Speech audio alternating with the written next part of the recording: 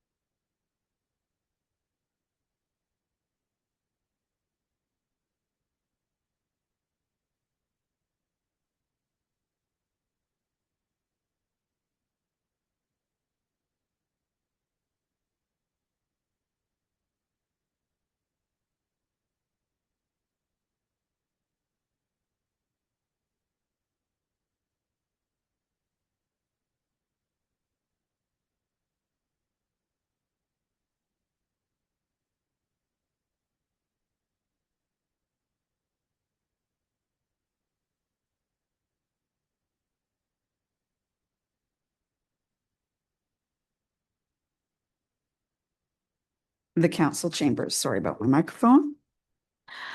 So looking around the table as we take a record of attendance, I note that just Mr. Tanner is not here today. Otherwise, we are all, oh, there she is. I've missed her again. There's Ms. Mercero. Hi. And so thanks for coming, everyone. No, just kidding. Go now. All right. So once again, recording attendance, we just note that Mr. Tanner is away tonight. Otherwise, we are all here. Mr. McKinnon from the town office, as well as Mr. Henderson from planning, are both here as well. So what we do now is we look at our agenda. We have the agenda in front of us. I'd entertain a motion to approve this agenda. So moved by and seconded by Mr. Kerr. Thank you very much. And if everyone is ready for the question, all those in favor of approving the agenda for tonight's meeting, please signify by saying aye. All hands up, none opposed. Thank you so much. We will move forward with that roadmap. Excuse me. And as we get started, we recognize that we are on the unceded traditional territory of the Beskotomagati people, and welcome to our meeting. Looking for declarations of conflict of interest if they exist. Anyone have a declaration of conflict tonight? No? There being none, wonderful. We'll move on to confirmation of the minutes. This set of minutes is from our meeting on July the 15th.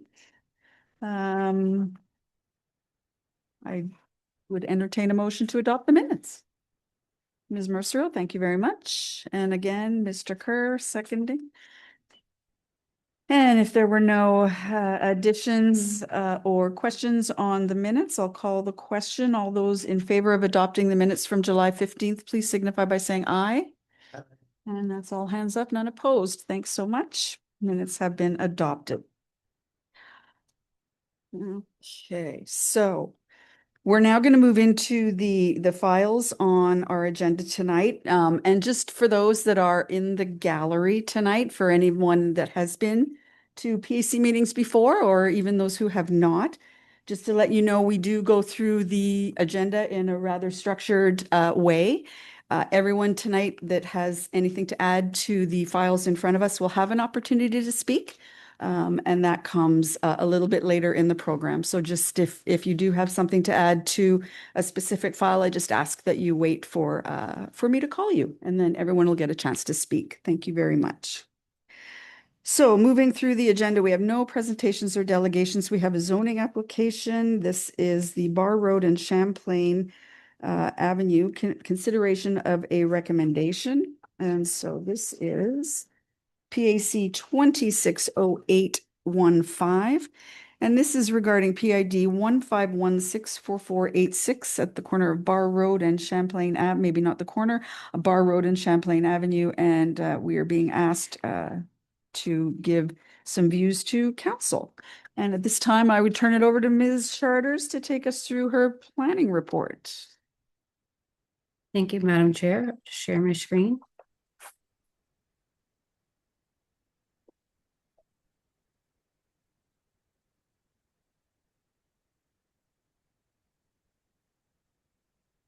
Okay. As you said, as pursuant to Section 88 of the Community Planning Act, the recommendation of location of public streets from the Town of St. Andrews PAC is required for council's consideration. And so council requires the PAC's written views on the layout of the new public street. This street is an existing portion of Champlain Drive. It's just not added and on the DTI maps, it is a municipal street, but it's just not added to the existing road network. So it's mapped as a larger portion of property rather than being mapped with the existing road network. So you see, this is the subdivision plan here. So this portion of the lot is with part of this bigger portion here and also a portion on the southern side of Champlain Avenue. And so this portion of the street would be added to the existing road network. As you see, it's mapped here in the grid-like form. And so that would be added to it. And there would be the portion left on the northern side of Champlain and a portion on the southern part of Champlain. You see here, this is the existing intersection with Bar Road, Champlain Avenue, and that is existing and was enacted prior to the subdivision bylaw for the Town of St. Andrews. So the zoning for this area is state residential, and it is in the residential growth area. So before any development in this designation, it's subject to Section 59 of the Community Planning Act. So before any building permits can be issued, a rezoning would be required through council. And the purpose of the residential growth area is to set aside lands for a future master planned residential subdivision with urban services and a mix of densities and green space. And so, as I said, the Pro Champlain Drive segment doesn't meet the local street standards in the subdivision bylaw that was enacted in 23. But council may accept a standard that deviates from that subdivision bylaw. When looking at the location of new public streets, PAC should give consideration to the following. So the site, if it's the relationship to the topography and the lot suitable for its tenant use, street design, street intersections and interceptions should be nearly as possible as right angles, and the convenient access to proposed subdivisions and its lot, and then the convenient further subdivision adjoining land. And so the recommendation for this file is, as per Section 88 of the Community Planning Act, it is recommended that the Planning Advisory Committee, PAC of the Town of St. Andrews, provide council with their written views on the layout of the new public street for their assent, as identified in the subdivision plan of the Town of St. Andrews, Bar Road, Town of St. Andrews, Charlotte County. And that is my presentation. I'm happy to answer any questions. Thank you very much. Appreciate that. Anyone from PAC have any questions for the planner tonight? If I can ask, Ms. Charters, are we just doing some housekeeping to put Champlain Avenue in a proper zone, or is this new development that we're looking at? I'm just a little confused. So the subdivision plan, it does have a creation of a lot that's not on this PID, but for this proposal, it is just to add this portion of Champlain Drive to the existing road network. Okay. So if the town wanted to say sell one of those portions, it Right. wouldn't be able to because the road intersects it. So this would Okay. just add it to it, and we part of the existing road network and that PID. So it wouldn't have a PID that has joining land on each side of the street. Right. Okay, that clarifies it. Thanks a lot. Appreciate that. Welcome. Anybody else? No? Questions? Yeah, no? So I guess the applicant in this case is the town, so I'll assume that there's no presentation from the town. No? Okay. And anyone care to add anything to this file? No? Yeah, Okay, please. I think it would be good for the town to consider when making a new street, to make it wide enough for sidewalks. To have that, maybe, maybe not have a sidewalk today, but have, build for the future.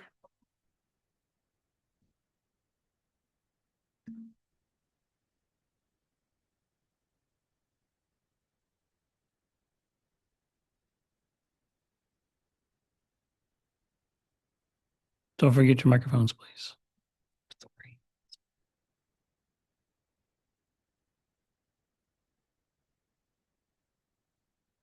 Sorry. Sidewalk, lighting.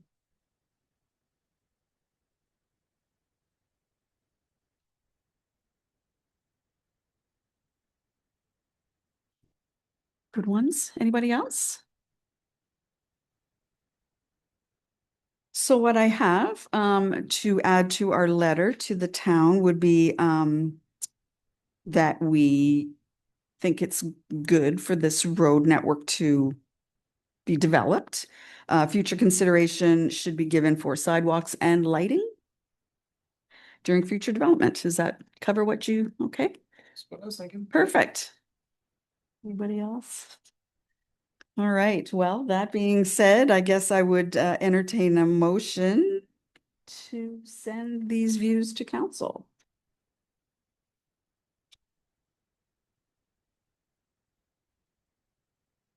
I'll make a motion. So I take it, I'm just gonna Yeah. read this sure. and then add what you just said. I'll make a motion that the Planning Advisory Committee, PAC, the town of St. Andrews, provide council with their written views on the layout of the new public street for their asset and identified the subdivision plan of the town of St. Andrews, subdivision at Bar Road, town of St. Andrews, Charlotte County, New Brunswick. In addition to what was just mentioned.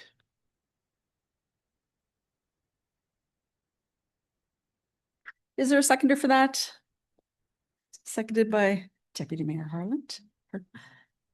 And all right, I will call the question. All those in favor of my sending these notes to council on this particular file, please signify by saying aye. Aye.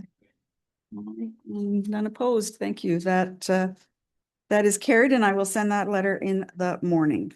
Very much. Moving on, we have file number P60814.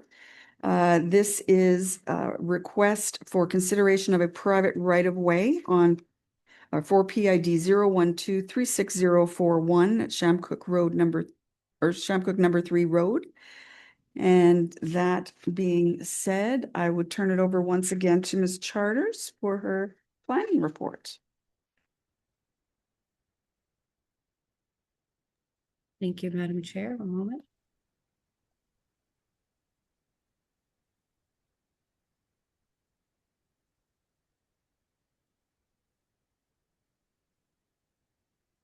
Okay, so pursuant to section 1.4.1, the advice from the PAC is required for approval of a private access in a proposed subdivision. So the property ID 012306041 is located on the north side of Shamcook number 3 Road in Bayside. The proposed lot 2026-1 is intended for residential purposes and includes an existing cottage. The access is existing private access that was previously approved, and that is Wiley's Road, and that is a private right-of-way, not an access, doesn't have its own PID, but it is a private right-of-way across an adjoining property, PID 012366066.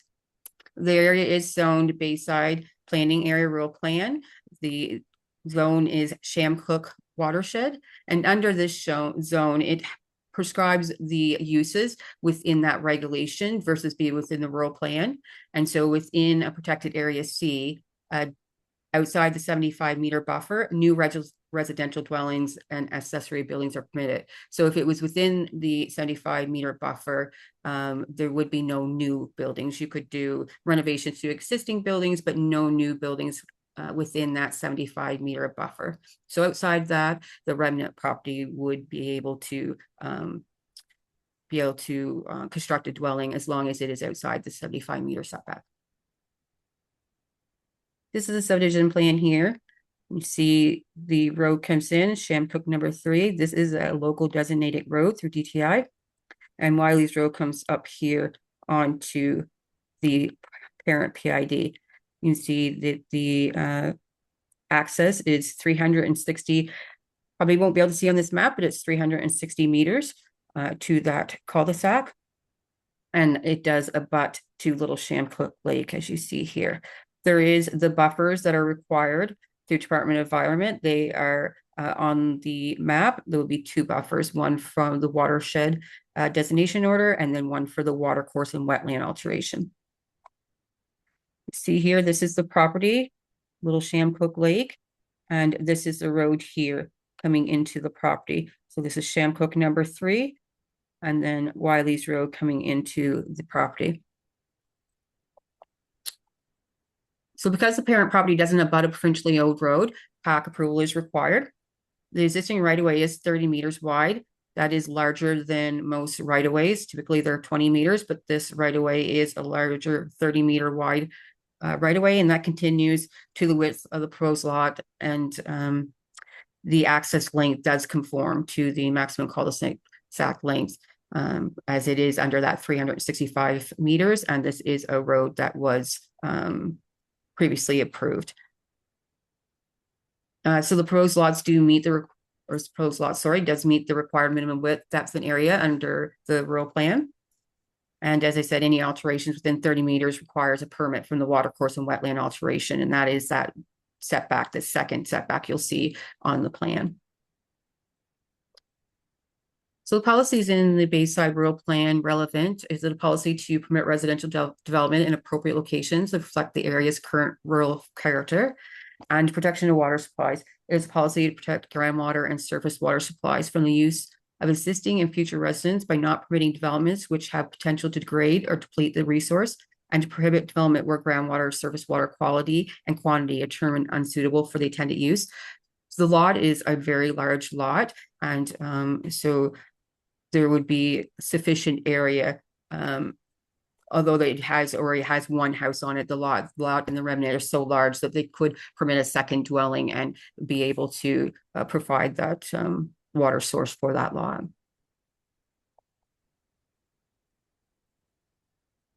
So the recommendation for this application, as per 1.41 of the Town of St. Andrews subdivision bylaw, is recommended that the Planning Advisory Committee of the Town of St. Andrews approve the private right-of-way as identified on Filipoff and Rudiakov subdivision at Shamcook number 3 Road, Town of St. Andrews, Charlotte County, subject to provided that the following notes be inserted on the final plan. So the first note is the private access note, and this is a note that was provided by DTI back in 2012 when they stopped looking at private accesses, and the private access shown on the plan is not suitable for a public street. The Department of Transportation and Infrastructure will not operate and maintain these private accesses, and all maintenance and improvements to the private access are the responsibility of the property owner. Number 2, the Southwest New Brunswick Service Commission does not carry out on-site inspections of the private access shown in this plan. Construction of a private access on this parcel of land is in accordance with all relevant regulations, if any, is a strict and sole responsibility of the property owner or developer. The SNBSC expressly makes neither representation nor warranties of any nature whatsoever that the condition and construction of the access is suitable for the safe movement of vehicle traffic. And the SNBSC only approves the location of the access shown on the plan and is not its condition, and makes no representation nor warranties whatsoever with respect to the condition of the access. And number 3, watercourses, wetlands, and the respective 30-meter buffers are regulated features, and any alterations within those areas require a permit issued by Department of Environment and Local Government. such as, but not limit to, soil disturbance, removal of vegetation, placement of a structure, etc. These features are regulated as per their presence on the ground, and the representation of this plan may not be accurate. The responsibility of the landlord to ensure no alterations take place in those areas without a WAWA permit.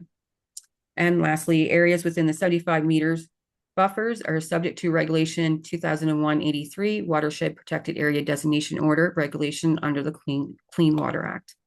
That is my presentation. I'm happy to take any questions. Thank you once again. Over to the committee. Any questions for the planner?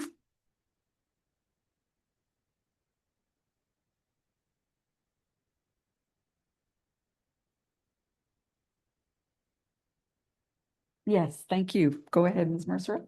Thank you. It may not be possible for staff to address. I guess I'm just curious about liability on the part of the town for fire service and fire access in a situation like this where we're not overseeing or inspecting the nature of the access or the road. Is that a question that anyone is able to answer? It's a big question, I think. It would be something that would be, if it hasn't already, would be reviewed by the fire chief before it went too far. Okay. The fact that it's here makes me think that it would have already been near his desk, but I can double check. And just to confirm, so that means for this specific application, it does go, the fire chief does consider it at some point in the process? Ideally, my understanding is if there's any kind of new roadway that, and there's a new structure that will be going there, would, we also assign, the fire chief also assigns the civic numbers. So they wouldn't be able to receive a civic number without his review of access and everything anyway. Okay, that's reassuring. Okay, thank you. Interesting little tidbit. Thank you very much. Anyone else have questions? Planner? If not, shall I assume there's no applicant to present or again? No, one from Murphy Surveys or anybody? Okay. No. And anyone from inside or outside the home area? Anyone care to speak to this file? Nothing. Nobody online? I'll stop. There's a asking couple if- online. Okay. Attendees online, did you have any comment on the file? If you do, just raise your hand. I can permit you to speak.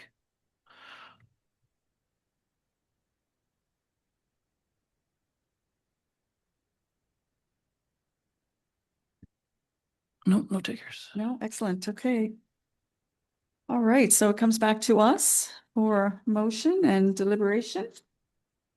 If anyone would like to take a stab at the motion, it does include some wordy conditions, so.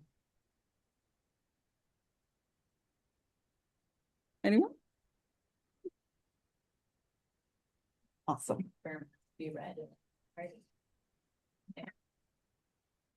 I will move the motion recommended to the committee that the Planning Advisory Committee PAC of the Town of St. Andrews approve the private right-of-way as identified in the subdivision plan of Alexander Filipov and Ariana Rudyakova subdivision at Shamcook No. 3 Road, Town of St. Andrews, Charlotte County, NB, subject and provided that the following notes be inserted on the final plan.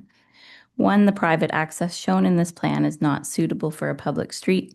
The Department of Transportation and Infrastructure, DTI, will not upgrade or maintain this private access, and all maintenance and improvements to the private access are the responsibility of the property owner. 2, the Southwest New Brunswick Service Commission does not carry out on-site inspections of the private access shown on this plan. construction of a private access on this parcel of land in accordance with all relevant regulations, if any, is the strict and sole responsibility of the property owner or developer. The Southwest New Brunswick Service Commission expressly makes neither representation nor warranties of any nature whatsoever that the condition and construction of the access is suitable for the safe movement of vehicle traffic.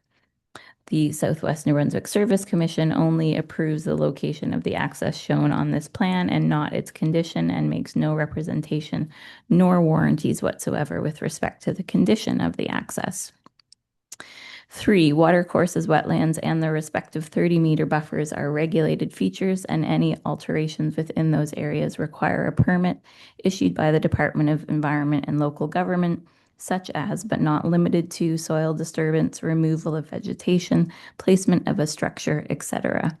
These features are regulated as per their presence on the ground, and the representation on this plan may not be accurate. It is the responsibility of the landowner to ensure no alterations take place in these areas without a watercourse and wetland alteration (WAWA) permit.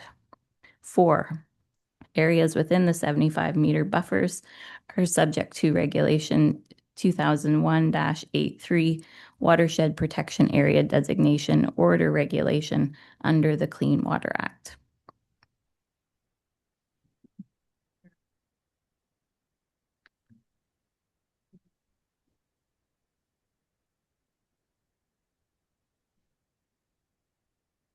Microphone, please. I'm just gonna leave it on. If not, I will call the question. All those in favor of approving the right-of-way as identified in the subdivision plan on PID 012366041 with the attached conditions, please signify by saying aye. And all hands up, so that motion is also carried.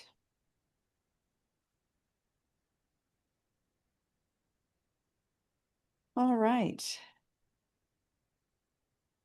We have now PAC 260814. Just gonna run back here. This is an application. Oh, no, that's not the right one at all. Let me find my place. Sorry about this, everyone. This is PAC 260813.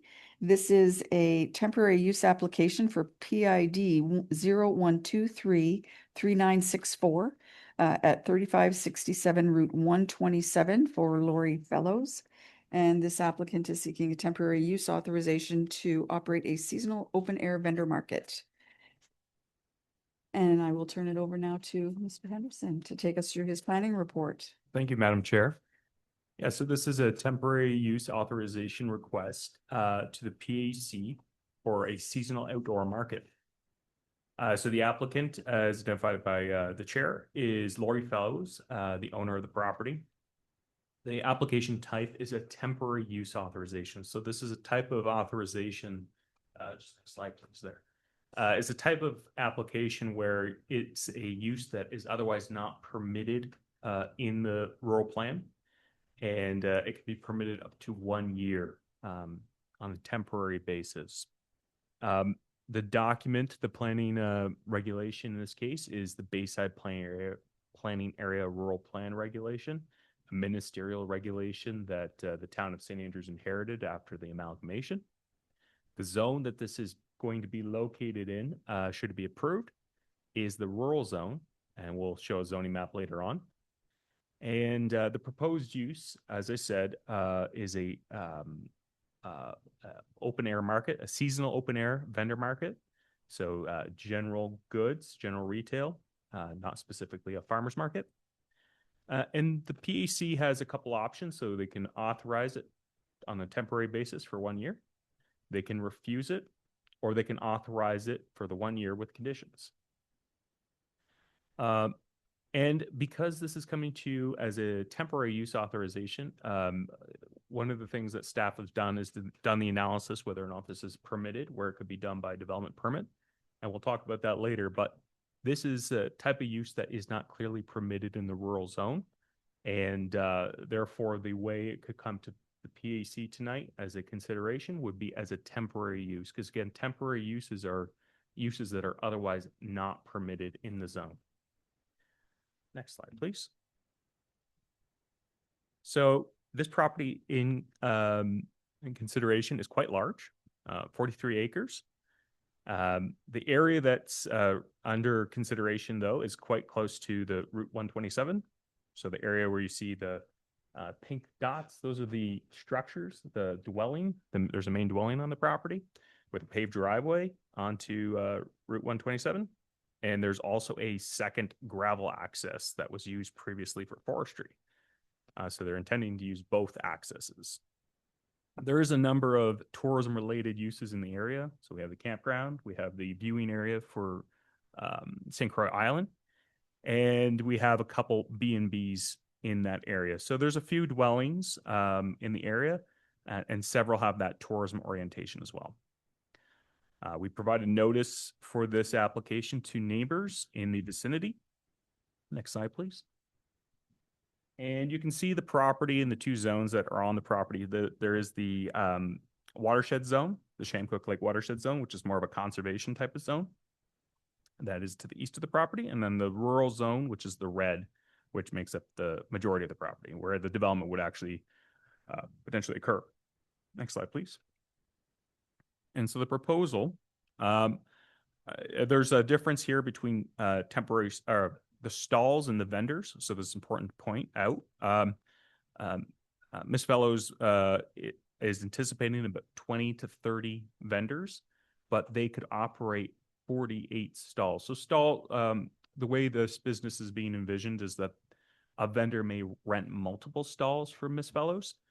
And she's anticipating that there would be no more than 48 stalls in total. That would be the total she'd be seeking for the application. She provided a measurement for the area and kind of a layout, what it would look like. So it'd be a fairly compact square with sort of tight alleys between the stalls, but to provide that sort of lively market type of feel. The vendors would be responsible for their own canopies and tents. They'd only operate during the day. They're not going to be building any permanent structures. But what you need to also look at if you're looking at this, the concept, I think what Ms. Fellows did is kind of provide a wide-ranging view of what she might like to do for the property in the future, including Airbnbs, live entertainment in the future, food trucks maybe. But some of these aspects are not in this application. So let's be clear, there's no on-site food preparation, food trucks in this application. Live entertainment be something that maybe comes back in the future, a part of a different request. And short-term rental or the small-scale shop inside the main dwelling, which were referenced, those could be handled through a development permit process. They don't need to be part of a temporary authorization request for something that's not allowed. And again, this is seasonal, so May to October. They're primarily looking at Saturdays to operate, but with some special occasions for holidays as well. Next slide, please. And as I said, the use is not clearly permitted in the rural plan. When something is clearly permitted in a rural plan or a zoning bylaw, it means it's a permitted use. When it's not listed, it means it's a prohibited use. So in this case, we have a couple conditions for what commercial uses can or cannot be in the rural zone for the Bayside Area Rural Plan. And so there's conditions related to said businesses operating with a limited number of people involved in the operation. They have a requirement that they're in an enclosed structure, so there's no outdoor supplies or storage. We also have limitations on parking for the different types of uses that are permitted. Again, outdoor market is not one of those things that's listed in the parking requirements. So we don't have any avenue to clearly permit what is being proposed here. However, again, it goes to the committee in your discretion whether or not you agree that this is a desirable use for the area for this to develop it. Completely discretionary to the committee in terms of if you think it is worth trialing it. And that's what you kind of look at when you consider a temporary use authorization. There's a trial period. Council could look at it and say, we'll see how this goes. 1 year. And if it doesn't work out, if there's challenges, land use conflicts that emerge or other types of issues, then this is something that doesn't need to be included in, say, a bylaw update, doesn't need to be considered for a rezoning. And that's council's purview. That's council's authority to change the bylaw or rezone the property.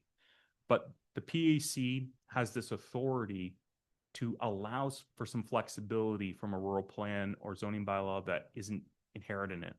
And so there's things sometimes you would think, well, why don't you apply for a variance? The difference with a temporary use authorization and a variance is a variance has to be something that is within the general intent, meaning it's something that's allowed or is close to something that's allowed, but you need some minor adjustments and flexibility to make it possible. Some reasonable adjustment, stuff that's desirable and within the spirit of the law, if not the letter.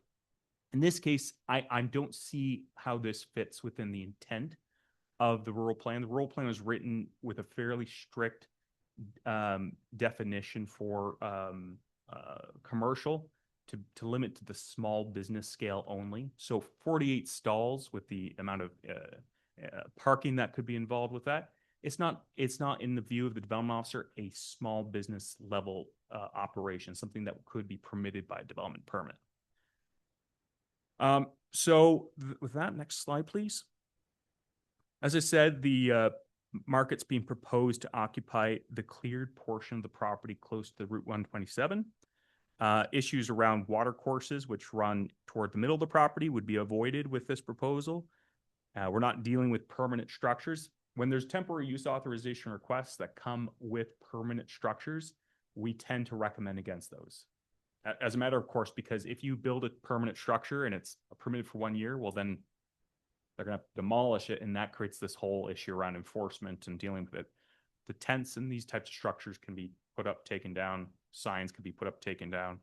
The parking is just going to be an open area of lawn. They're not installing any permanent parking facilities. So we're not dealing with anything that's of permanent nature here. And as I said, we're not dealing with food preparation, so we're not necessarily dealing with the requirements for bathrooms and other types of facilities to be built to accommodate this use. Next slide, please. And the rural plan does support some aspects of this project with regard to the tourism and commercial uses being promoted, generally speaking, where land use conflicts can be avoided. So that's the caveat there. Uses that support people's income. So this is Ms. Fellows is putting this forward as a proposal to support her income. So this is part of her livelihood. And the key thing here, though, is diversifying the local economy, supporting people's income, earning potential without conflicting with the rural character. So again, there's a caveat on that policy. The site is large. The property is large, as we talked about. There's neighboring dwellings, but there is some separation between most of them. There's the next door neighbor to the south. And many of the adjoining uses in that general area have a tourism orientation. So there is some tourism orientation to the area. So also in terms of Ms. Fellows' proposal, it's seen as an opportunity to promote more tourism, more visitors to the area. So something like this could, again, diversify the offerings of the area. And so that's what's being put forward to the PAC. But the consideration here is the number of stalls. Again, 48 stalls is a large number. Making sure that isn't exceeded could be one of the conditions opposed if this were to be approved. The traffic involved with this, one of the key things in the view of staff is making sure that all effort is taken to divert parking off Route 127. We know the issues that there has been on the other part of Route 127 with regard to takeout restaurants, for example, not having sufficient on-site parking historically. That's created a huge amount of safety issues and concern. So ensuring at all possible level that this parking is not going to be directed onto the street, that sufficient parking area is identified on the property, and signage and everything on all efforts of the market operator are taken to ensure people are not parking on the street. Making sure the signage, which otherwise is not permitted, is temporary in nature as well. So not leaving the signs up for the whole season, but putting them up, taking them down in 48 hours in advance and after the market is concluded. And again, we're talking about a trial period of 1 year to see how it goes. And with that, we would recommend approval. The approval, again, it cannot exceed 1 year under this rural plan. Some rural plans, some zoning bylaws allow for a second year if they apply to council for rezoning. If the rural plan here actually allowed for that, that would be potentially an option, come back for a second year to give that time for the rezoning to conclude. Unfortunately, this rural plan doesn't allow for a second year. So it's 1 year max, and a rezoning or bylaw change would have to occur within that 1 year for it to continue seamlessly. So if there was a need to, or if there was a consideration to have this market become permanent, the applicant would be advised to start the rezoning proceedings sometime in the winter. Because the length of time it takes for council sometimes to process these, go through public hearings, 3 readings of bylaw, et cetera, et cetera. The recommended terms and conditions to make sure that this use is, by all measures, compatible with the area, limiting impacts on the area, that there's safety considerations, that the use itself doesn't become something other than what's applied for. We would recommend 5 conditions. So I'll read them, but the 5th one we'll talk about as well. So the first one would be that the development does not exceed 48 stalls, does not include operations on days other than Saturdays and holidays, that live entertainment or food trucks cannot be permitted without a new application, that an outdoor parking area is be set back a minimum of 15 meters from the right of way and be marked out in open field on the property, and that no on-street parking be permitted, that all temporary signage be erected or taken down within 48 hours of the event occurring, ceasing. So during the 48 hours of the market operation. 4, that the use terminates after 1 year, after the 1 year temporary authorization, except where the rezoning application is made to council and approved, or council adopts a new bylaw permitting the use. And at 5, so notwithstanding condition number 4, that the authorization be canceled and the use terminate where, in the opinion of the development officer, the use is not being operating in compliance with the conditions imposed, and the non-compliance has not been remedied within the time specified within the written notice. So condition 5 would be a sort of the enforcement clause. So what we want to do is make sure that if these terms and conditions were not being followed, that we give the applicant time to address an issue that has come to us either through a complaint or through our patrol or observation, and that we give the proponent time to fix it. And if that wasn't complied with, we would have the authority through this condition to cancel temporary authorization. And then the use would have to revert back to anything else permitted in the rural zone, and the market would have to cease. So with that, I conclude my report. Thank you very much. Thank you very much, Mr. Henderson. Very informative. Does anyone in the committee have questions for the planner? Yes. My mic was left on. That's okay. What are the limits around temporary signage and sizing limits? That's a good question. So right now, all we have is the requirement to have it taken down, but we don't have sizing limits in here. So this may be something the PAC wishes to set. There are size limits that are referenced in the rural plan, but I should note that this type of signage wouldn't be permitted if we were just following the strictures of the rural plan. So perhaps this is a consideration the committee wants to address, is what would, if the committee were deciding to approve it, what would be the maximum sign allowed, and maximum size sign area allowed? And I will just pull up an example here. So if we were following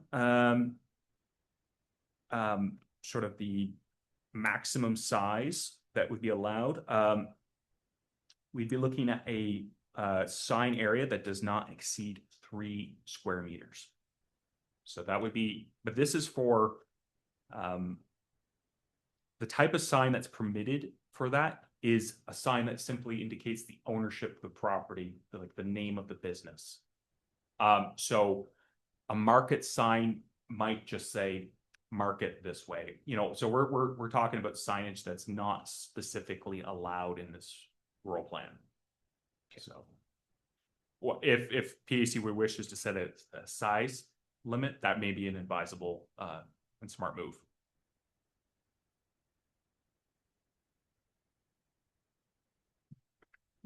Yes, yes. Thank you, Alex. I just need to clarify. So this, what we are being asked to look at is a temporary use for 1 year. And it cannot be extended without an application for rezoning.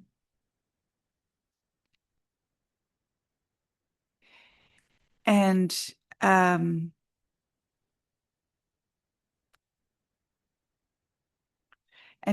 have we had any feedback from the neighbors? We did a polling. Through you, Madam Chair. I'm not aware of any feedback. We haven't received any in the clerk's office, no. And I just maybe one other thing is it's not just that they would have to make an application. They'd have to make an application for rezoning, and council would have to pass that bylaw before the 1 year expires. So it is a fairly tight 1 year approval. That's a very tight. Yeah. Okay. And sorry, Madam Chair. Absolutely. The one concern I have, because I have had the concern on the other end of the 127 around parking on the highway. The recommendation you have is that an outdoor parking area set back a minimum of 15 meters from the Route 127 right of way be marked out in the open field on the property, and that no on-street parking be permitted. I just wonder if we were looking at approving this application, if we could strengthen that a bit to ensure that the operators ensure that there's direction around that, because what we know is people park on the 127 on the other side of the 127, and there's no one to enforce. So you can put up no parking, but sometimes that's not adhered to. And I just wonder, could we amend that? If we were looking at approving this, could we request that there be strengthen that a little bit? So through you, Madam Chair, yeah, I know from Ms. Feller's application, she has shown signs for parking direction, which is that's definitely good. And there is so they could put no parking signs along the 127, but they'd have to make sure they're on their property, not in the right of way. Right. So I didn't, I considered this as, recommending this to you. If PAC wanted to include something like that, they have to have no parking signs on the 127, that they be along that street line. They don't cross into the right of way. They're not supposed to put signage up in the right of way that DTI approval. So that would be it. And so the pavement ends. There's a ditch, and it's quite a way still till their property begins. So I would be wondering if that actually would have any effect. What would probably be most effective is to make sure that, as they have indicated, they're going to put signs to direct the parking onto the property and then keep it well away from the right of way. So visually, my biggest concern with it would be that if the parking is happening right along the street on their lot, then people are going to say, well, if it looks full, I'm just going to pull over here on the road. Right. But if it looks like the parking area is visually further away, My sense of the matter is people will feel like they should go into the property to park. So I think the signage plus that, which is kind of referenced here in the setback minimum, I feel like that should be sufficient, but if PAC wants, I would, you know, put a clause there and no parking signs erected along the street line with the 127. Could be an option. And could I ask one? As much as you'd like. So, and just to clarify the hours of operation, I think I read somewhere it was daylight hours, but there's not a set timeline, like Yep. it's not 9 to 7 or. Yeah, and I didn't have this in here too. Look, I think from my sense of this, looking at what they've just sort of erected some temporary structures to, I think, mark it out to kind of see what it would look like. I'm thinking we're not dealing with any lighting poles or anything like that. I didn't think that was a high risk issue, but if PAC thinks that we should have a, you know, between the hours of, you know, let's say 10 to 7. I don't know what the PAC's pleasure is there, but you could put that in, and that might be an appropriate clause to add to condition number 1.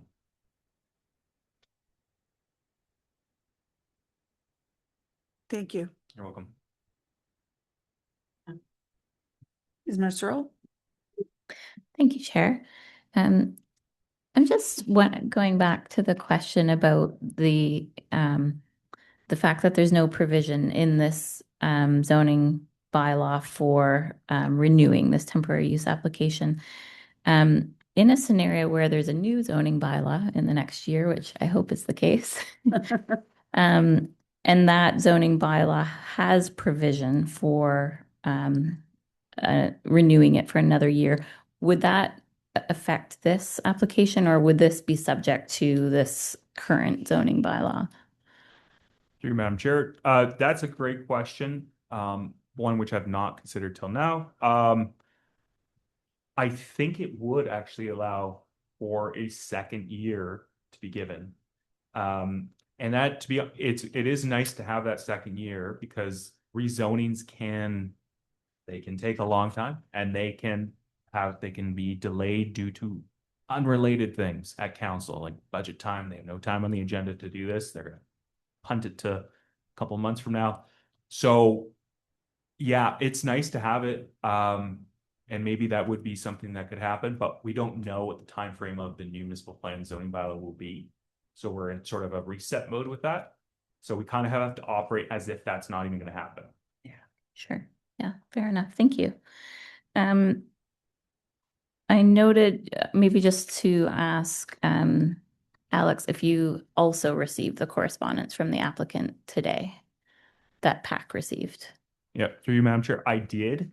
And my response was to the chair to say that the matters around it, bylaw interpretation, are matters which the legislation has given to the development officer. So I had a conversation with the applicant to say that, look, if you were to apply for the 48 stalls with this many vendors, I would be in a position where I would reject your application. But what you could do is you could take that rejection to the Assessment and Planning Appeal Tribunal. And that would be an opportunity for you to say, you know, to me, or to have a fair hearing on my interpretation. Just because I understand the applicant totally disagrees with the way I've approached this. And you know, everyone can have their own opinion, but it's not really, what I said to the chair in response is, matters of bylaw interpretation aren't really the purview of the PAC, and you can't really get into that because it would be a misapplication of the act. So you have to look at the application before you, and the applicant did make this application understanding that there was the opportunity to go for a development permit that I gave her indication that I would reject. But she did decide to make this temporary use authorization request. So I think that's the only application that PAC has before it tonight. And that's really the bound of what you can really consider tonight. Thank you. That was my understanding too. That wasn't actually where I was going with that question. But I think that was good to clarify nonetheless. I just noted that the applicant indicated they had requested operation during festivals also in their proposal.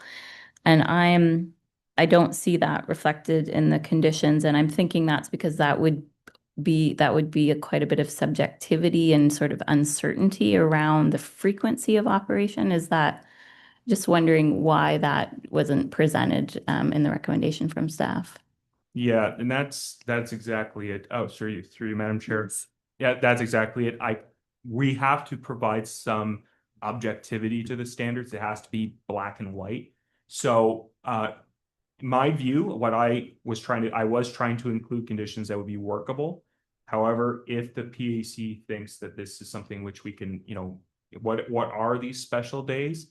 If you want to specifically call them out, that would be how I would do it. Just say for this festival, and this festival, plus Saturdays and holidays. Because a lot of the festivals are occurring on holidays and Saturdays.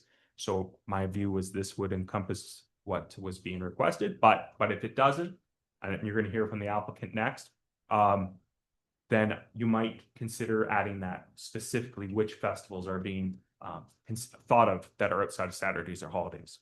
Okay, thank you very much. Thank you, Chair.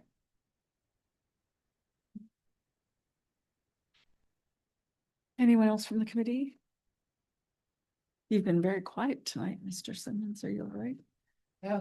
You don't have, okay, I don't want to rush you through. That's all I mean. No, all right. Absolutely. Go ahead. Sorry. Thank you, Madam Chair. So, Alex, I just have a question around the signage, and I just reread Ms. Fellow's note letter to us. And when it comes to signage, does it have to be all or like, could some signs be left on the property? It says take the, so it says take the structures down and signage within 48 hours. But to her point, she's saying the enter and exit signs, which I'm sure she wants to really drive into the ground so they're not easily blown over or whatever. Could those kinds of signs be left? Yeah, and through you, Madam Chair. Yeah. Yeah, directional signage may be something you wish to keep in there.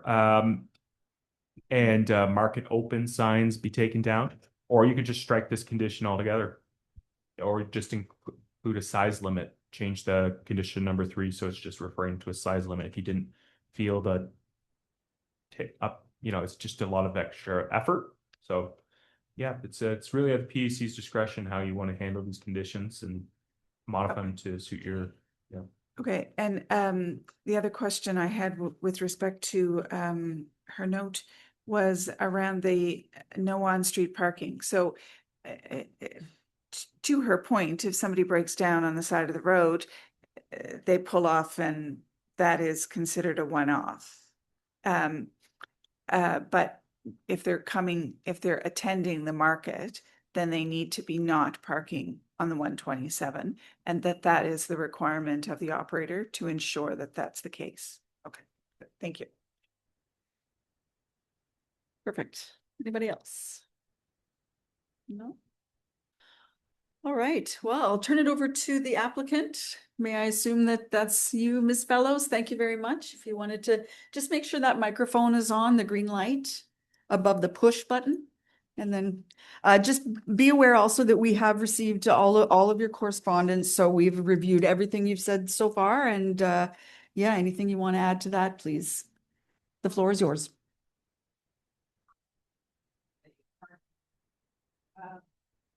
I have the whole other lot on the other side that can be cleared for more parking spaces. It should not be a problem.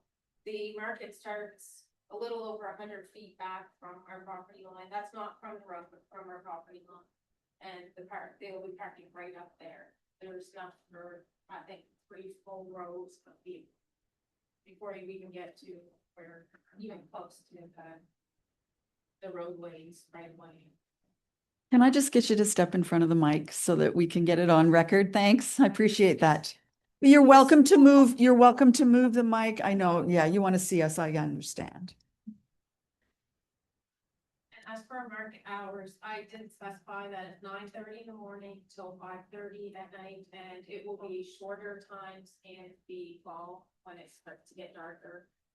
I don't want this happening after dark at all, because we just, I don't want a car accident essentially with there, for anyone coming and going. And that's why I have an exit and an entrance marked out, so they can come in, drive on our property. And they're on the other side of the ditch when they come into our property, so they're not gonna be driving anywhere to get on and off, except those entrance and exit points. The vendors who are parking, behind the market. There's a roadway going up alongside and they're parking in behind, so it's only the people that are coming to the market that will be parking in front, so this should be more than enough.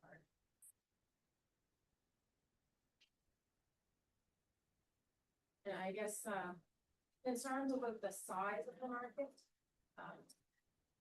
I measured the square footage of Thanks, mine Chris. compared. I measured the square footage of mine compared to the Market Square downtown where the market is held in St. Andrews, and by area, mine is about 25% smaller than Market Square. And the market in town says it has 50 plus or minus vendors. I was on their website reading it. And a lot of mine will be double lots.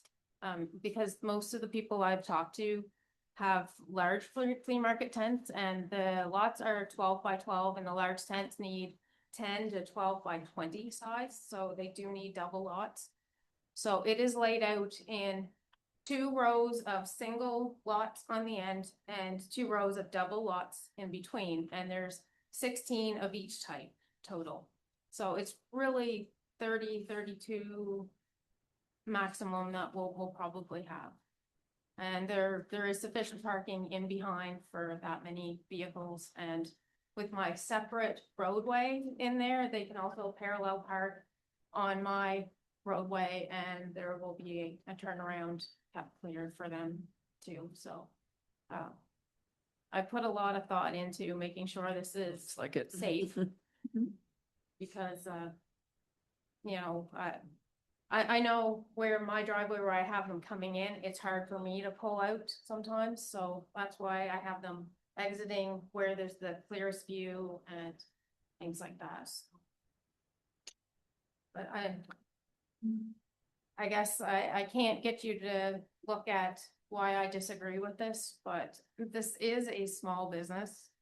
This is not, by the definitions in the federal government for small business, it's up to like 100 employees, et cetera, et cetera. Whereas in here it says 10 employees maximum. I have no employees at all, none. This is happening in the open field, and there is a provision in there that states land use, not just buildings for commercial. As far as the enclosed spaces, they're flea market tents, they're enclosed or semi-enclosed, the stuff's not laying out in the open, or. But I guess there's nothing I can do about that but to disagree. I still don't think I should have had to come through here at all.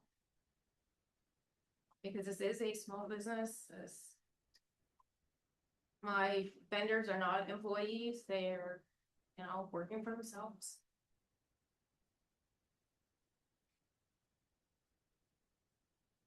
But if anyone has any questions about it, I can further explain this. And I should also point out that I have had 3 neighbors come by and talk to me and said that they're fully in favor of this, and the guy next door wants to set up and sell stuff there if this gets approved, so. I've heard no complaints whatsoever from anyone about this. No, we haven't either. Sure. Anyone have any questions for the applicant before we move on? Did you have anything more to add? Did you? I guess when I mentioned about festivals, I was thinking like Dragon Boat Festival and like the Chocolate Festival in St. Stephen and Pirate Festival in St. Andrews, like those are the ones that I was really looking at.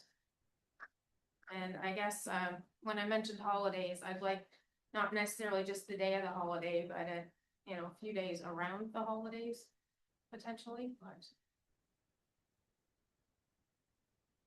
because sometimes they don't, the holiday itself might fall on the same day as when I already have the market. And I'd like to have it just like a special weekend kind of thing. Yes, Mr. Kerr.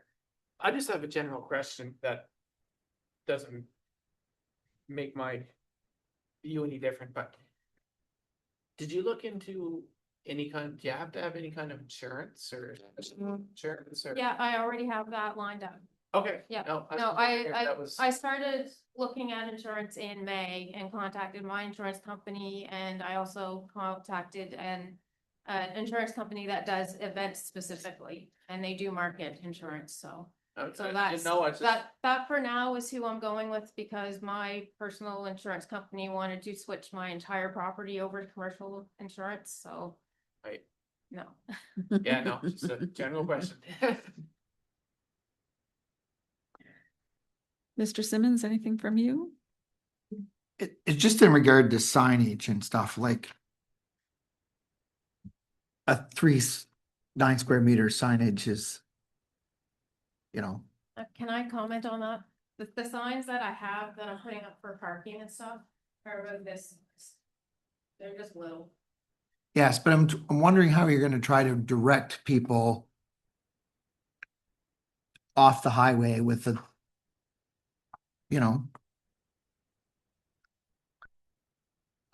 Well, there's gonna be, If you see the images, I have an enter and exit at the entrances. yeah, But yeah, as for keeping them from parking with their, I don't know, I may have to have somebody just go out there and do them along if they pull up. I don't know. I really don't know how to do that. Because people are gonna. people are- they frequently pull up in front of our house. Like, people stop there all the time to talk on the phone, and I've seen in the past year, what, 3, maybe 4 people stop and run across the street to pee in the bushes. Like, it's just, it's one of the straightaways in there, and they park there a lot. And there's, they've hit deer there before, so there's cars break down sometimes. I don't need to say about deer, because I'm sure deer are everywhere. Madam Chair, may I offer a comment on that? Yes, you may offer a comment on that. So I typically drive home the opposite way on the 127, headed towards St. George, going through Poquebec. Last Friday, I was going to St. Stephen, and I had totally forgotten about this file because it's been a few days after we set the package together. And the photos of the red sign that are in the package, the red enter and exit signs, they were very clear to me unexpectedly as I drove up the 127. Very easy to see, and I was like, oh, I guess this is that file that we're talking about. Excellent. I hadn't previously seen them. So they're not large, but they're definitely eye-catching and easy to notice on the two different crossings there. Yes. And this market sign, how, is that, I haven't driven out that way in a while because I drive the other 127. But is that up there right now? No, Okay. no, it's just strung and hangs off the tent. They're They're about this size, squares for each letter. right. So is this what you would take down? That's what I was asking to keep up on there. Okay. On that Yeah. one. Just Yeah. so they would know that there's one there when Right. it's not open. To draw the, But if I can't, I'm just gonna flip them in on the other side of the side walls on that. Right. You don't see it, and I just flip them back out when right. it's done, so. And you do have a market open sign that Yeah, would, it's those, the freestanding one that should be on, maybe on the other side there. the This, white- almost like a sandwich board, it Yeah, looks the like. sandwich board. Oh, I see. Yeah, Okay, I have that and it'll just say market open today. Right. at Time. so those would be the signs That would be taken. taken down. Yeah, okay, thank you.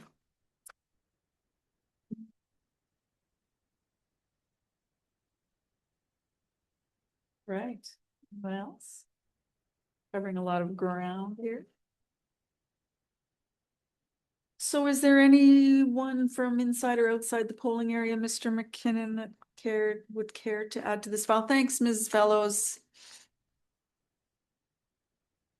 We have two folks online, but I don't believe they fell within the polling area, but one of them is requesting to speak to the file. All right.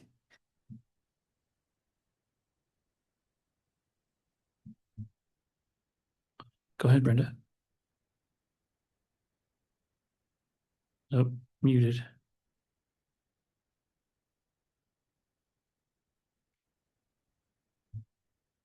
Try now.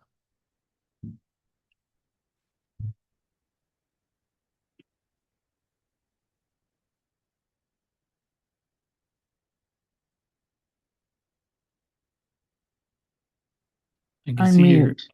There you There we go. Got it. Sorry. I just want to make two comments and they've already been brought up, but my concern is the signage. Sandwich boards out by the side of the road with vehicles going by at nearly 100 kilometers an hour. They won't stay up. I've done it at the Bayside Hall. They always get knocked down when trucks and 18 wheelers go by. The other thing is when she was running her some things out of her home last year, she had signage out at the side of the road. Couldn't read it because the font size on it was so small that you had to slow down. And if you have to slow down to read signage, you're now causing traffic issues if you're trying to slow down. So I just would like to encourage the committee to reconsider the size. And I think that's what you were trying to get at, Kevin, is that if the signage is too small, it's going to be hard to view at that speed and be able to see things there. You may want to consider letting her put a permanent sign up with the, open on Saturdays and holidays with her times on it. In order for this to be a sample, a true sample of and potential of what could happen in the future. The other is the parking. I've gone by that area and familiar with the property. I am concerned that there isn't enough parking if she's going to have that many booths. It is something that I don't know. I can't see a site plan, but that would be from my area, is that I would like you to be encouraged to find out exactly how much room and how many parking that she thinks she can have. Thank you very much for your time. Thank you. No,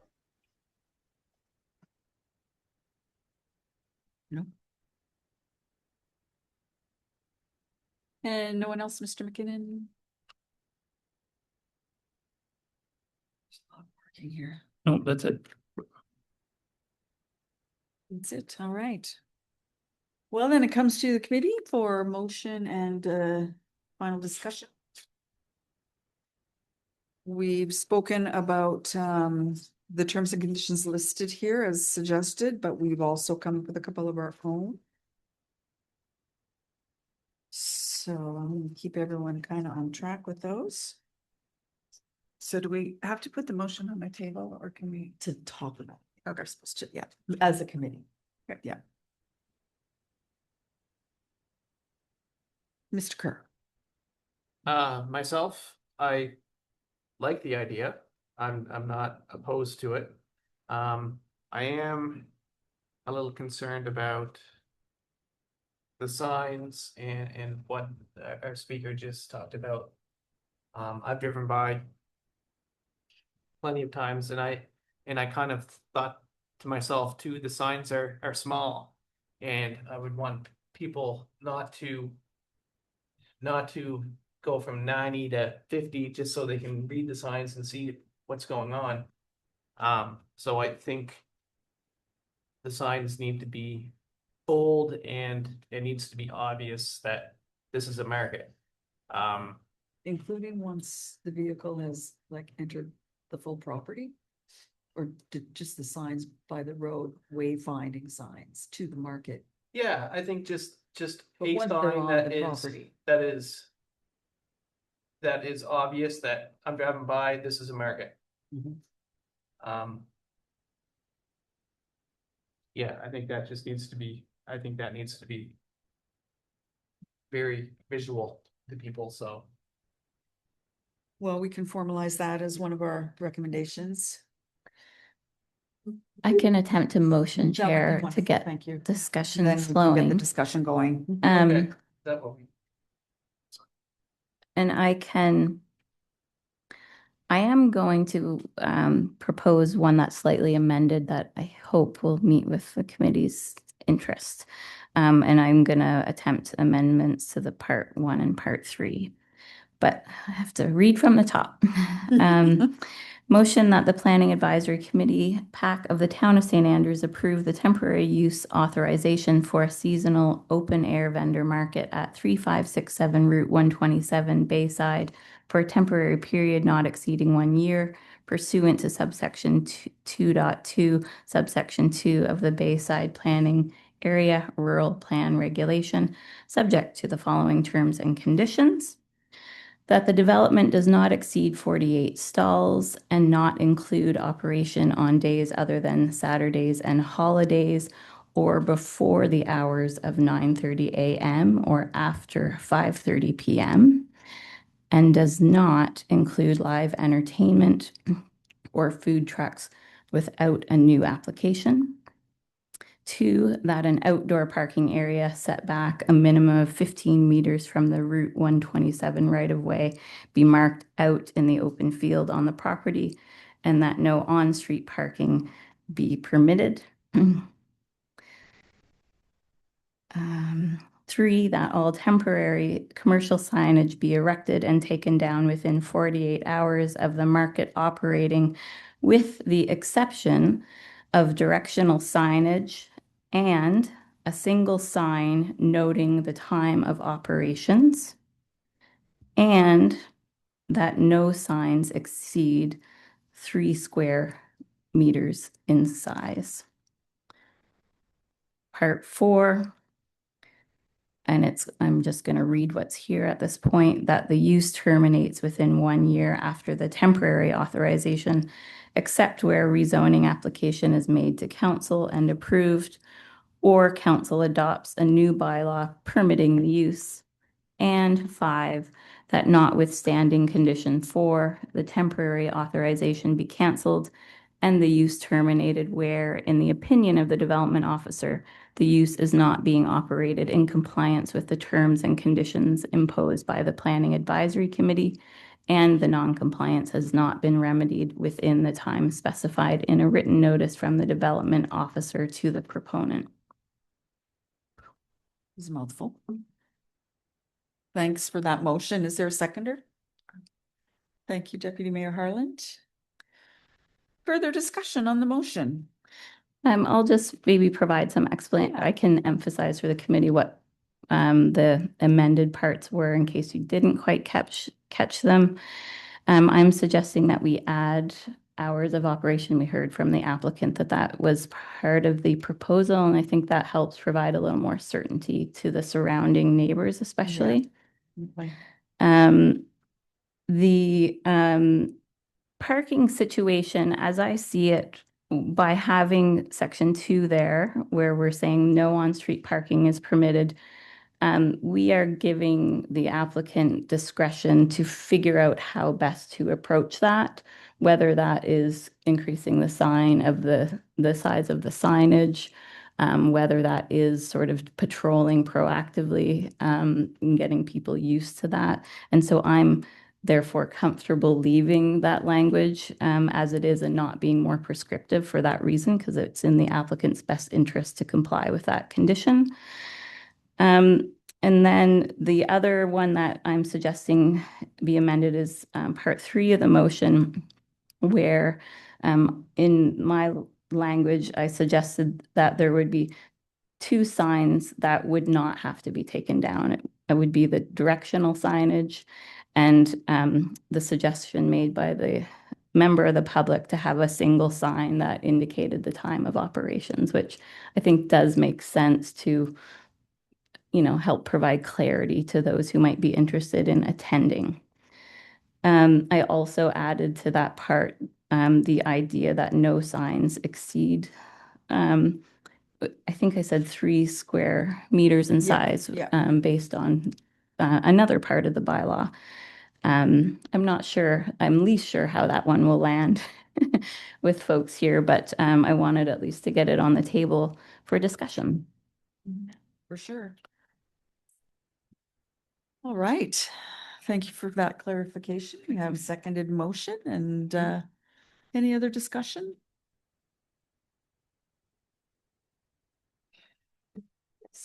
Just for context, 3 square meters, just give me a reference. The TV? No? Maybe that's too big. A meter is 3 feet. 3.3 feet. Yeah, So so that's too big.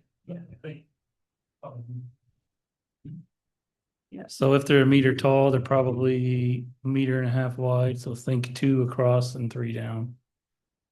Oh, Oh, it's a pretty good size. so that's Oh, the maximum. So that's a fairly substantial. Did we say 2 televisions across and 3 down? So 1, 2, 3. That, Oh, no, no, that no. would be 3 That would be like meters. 9 meters, that'd yeah. be Like 10, 12 square meters. Oh, If the television is approximately Square meters, 1 not by square 1.5. yeah, you're right. how many TVs is But it? 3/4 of that TV, I think. It would be like, 1 by 3 would be 3 square meters, so 3 feet by 12 feet approximately. Okay. So maybe one version of the other, 2 side by side or 1 above another. Approximately. And that, It's substantial and we're saying not to exceed. Yeah. I think that's fair. Thanks for that, David. did you have? no, it's bigger than I thought. So Mhm, Yeah. mhm. I was thinking it's kind of tiny. Yeah, Right. And if it can't be permanent, then on days off, people wouldn't have. I just think that that's great. I appreciate Ms. Merceau's additions to the motion because I think it's also a way of promoting the business, right? Not just when it's open, but maybe for somebody to think, oh, I've got to come back on Saturday. So I think that that's really important. or when they're not open, don't have, make your way down the driveway. Right. Yeah. I'm supportive of this application. I think it's a creative opportunity to provide space for people to sell their wares. I think based on the drawings that we've seen, I'll have to take a better look when I'm going back out to out the 127, but based on what Ms. Fellows has spoken to, she's given thought to how people need to enter and exit the parking lot, where the vendors park, all of that. So I appreciate that very much. My only concern is the timeline. You've got a really short timeline to start the next phase of this process. And I think if that's what you are going to do, then you just need to be aware that those timelines are tight. Well, but yes, you can respond. Not a big discussion. just- No, being made temporary, if I will continue for that. Just because it's just, I'm not sure it will have enough time to get off the ground to be made to 5. Thank you. All right. Anybody else? Madam Mr. Chair, Anderson? one that the clerk just raised is that you can actually delay this if you wanted to have this come into effect the period next year. But no, it's to the applicant. But I think what to give it essentially it's a summer type, is May to October. So if you wanted to delay it by a couple months when it comes into effect, that is an option. You don't have to have it come to effect tonight. But then they wouldn't be able to operate. They wouldn't be able to On the operate right weekend away. or- Yeah. So it's a period of 1 year. You can't Yeah, can't that's right. parcel it out. Mm-mm. So it's when it starts and the clock starts. Yeah. Fair enough.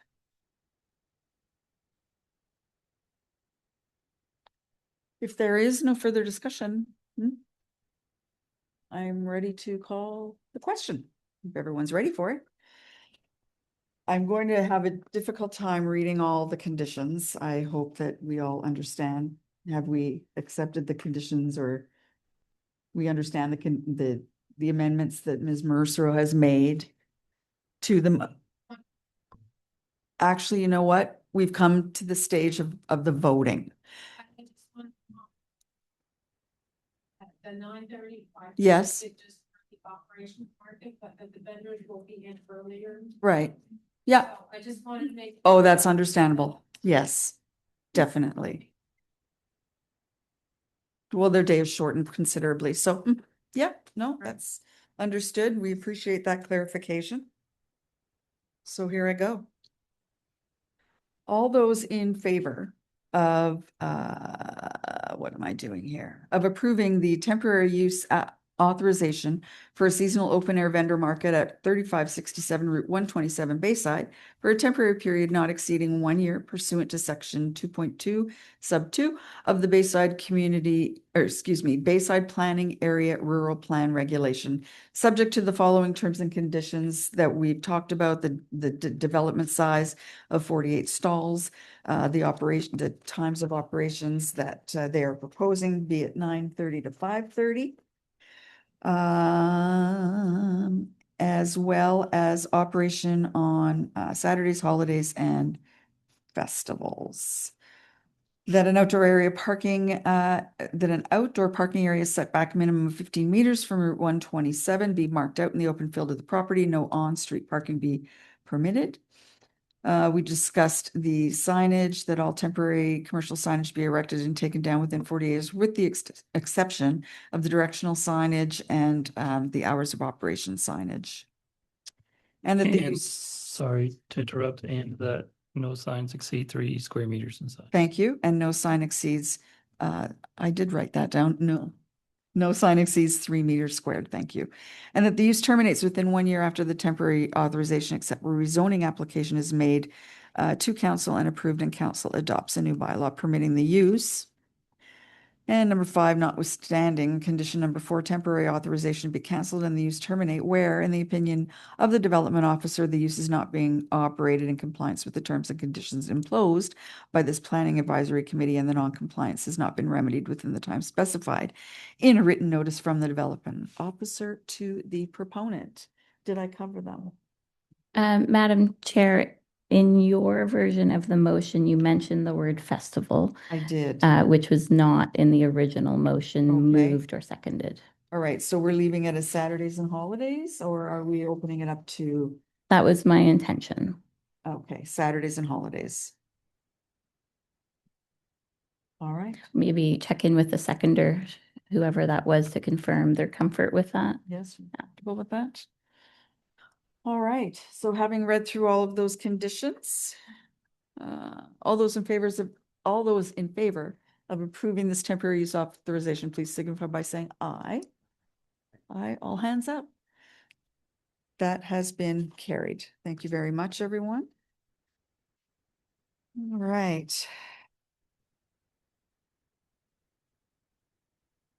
So with that being completed, we have no signage applications, no new business, nothing under new business anyway. PAC member comments, anyone care to offer anything tonight? No, all right. And we have no closed items, and that being said, at 8:28, the meeting is adjourned. Thank you.